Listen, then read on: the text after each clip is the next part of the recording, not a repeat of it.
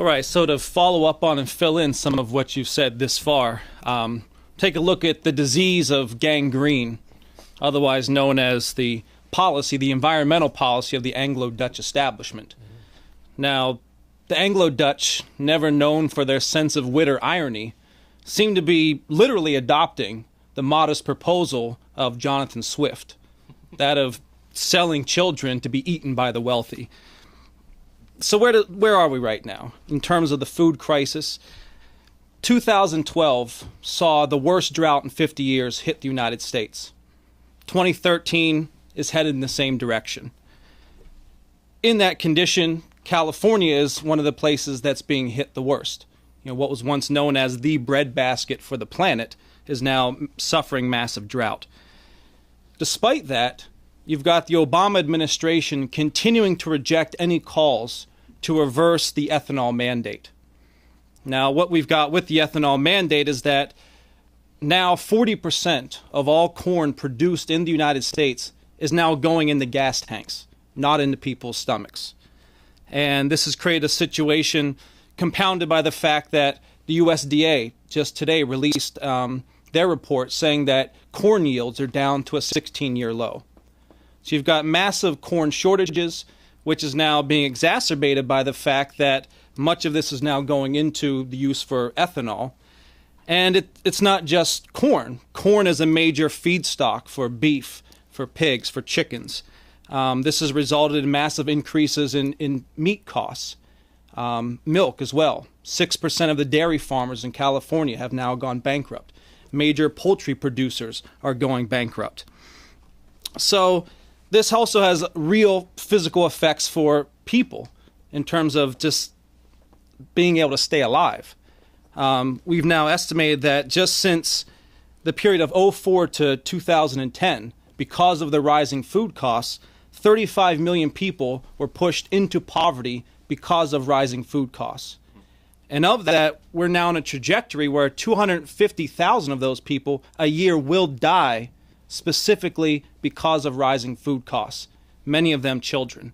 So these are real-world consequences of this insanity. Now you cross that with what then was announced by Obama on Tuesday of this energy policy, this green policy, where he's saying we want to reduce the amount of CO2 emitted by power plants by 1/2. And word is the plants are not very happy about this. Forget the bushes. Now, largely this is being targeted towards coal production, which produces 30% of the energy in the United States. So they're saying, okay, basically we're going to shut that down and we're going to replace it with green energy, wind farms, solar farms, what have you. You know, and this attack is occurring at the point that nuclear power plants are being decommissioned and shut down, such as in California with the San Onofre plant being shut down. And other plants that were online to be built, those plans are now being canceled because economic conditions make it such that through subsidies and other things, it's more viable in their mind to build wind farms and solar farms. So you've got the crossing of these insane policies, putting food in gas tanks, doing nothing about the drought crisis, while pushing a policy to say we're going to shut down energy production and move towards this green insanity. So that paints a picture of where we're headed physically here in the United States. So if you could address that and give us a way forward out of this situation. Well, I think I've sort of said it implicitly, at least so far. That's exactly what we have to do. The first thing you have to do is you have to think of the mind of our people, because it's not the flesh that determines production. It's the mind of people. If their minds don't work, you're going no place. So the advantage is that we have minds where our enemies and opponents don't,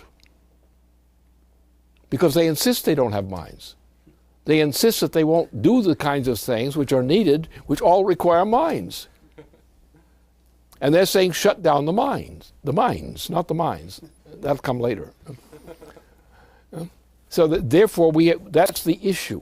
The issue is you've got to look at the mind. And in the United States, despite the degeneration, and I mean deep degeneration of the American people, You go back to what happened, when World War II ended. Well, Roosevelt was gone, and the president, Harry Truman, was a pig. It's the only fair term you can use to describe him. Maybe the pigs would object, but that's all right. That's what they've got. They chose it. And then we had these problems. We had the assassination of one president and his brother. It was murder, and it was done deliberately. And the governor of California at the time was one of the accomplices in condoning this process. And since over the 1970s and the 1980s and beyond, not only has the productivity per capita of the United States fallen, but it's been falling at an accelerating rate. So this lies not just in the physics of the thing, it lies in the mind. And what's the physics of the thing? Well, the physics of the thing is actually just that. It's the human mind and its ability to progress to higher states of power, of productivity, that is the basis for the human society. So therefore, if anything that's green is against you, anything that's green is a plan to murder you. Because if you lower the productivity of the American people, who are already now in a broke situation, you're going to kill them. Obama is planning to kill the American people because that's exactly the only thing that what his policies are will do. So he should be fired. The justification for firing him up is clear. Throw him out. But the first thing we really have to do is we have to get through Glass-Steagall, because Glass-Steagall will establish who's in charge. You need a factor of who's in charge to make that the right things that have to happen are done. And the United States is the best place to do it. Then you will get cooperation from China. Then you will get cooperation from Russia, from India, and so forth.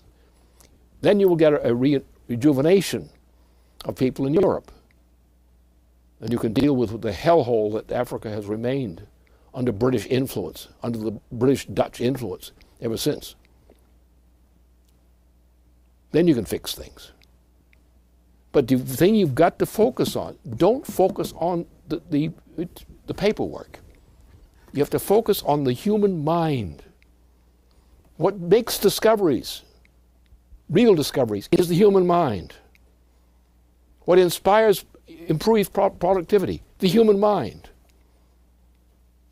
What produces good things, the human mind, the creative powers of the human mind. And that's what we shall make Glass-Steagall do. Force the issue of increasing the productive powers of human minds to higher and higher levels of achievement. I do not plan to send people to Mars in the near term. I've said why not. It's a good idea to have people on Mars sometime, but I don't think in the first half of the century, this present century. There's too much work to be done in order to understand what space is, even to actually begin to run operations up there. Maybe people will tell you they can do something, but they're not going to be able to do that. We can do things, but the thing depends upon our improvements in technology, in science. Science technologies which don't exist yet, but which we can create. So that's our chance. And we in the United States have within us, I'm not talking about the young people, our youth have been destroyed, largely. Very few of our youth have not been destroyed by what's happened to them under, say, the bushes, behind the bushes, shall we say. But we still have a number of people who are productive, whether even they're old. They can think. But we have many people in the younger generation who can't think. And we have almost a gangster society. But if we have a shock enough that says we're going to change our ways, we can win. And changing our ways begins with an immediate return to Glass-Steagall.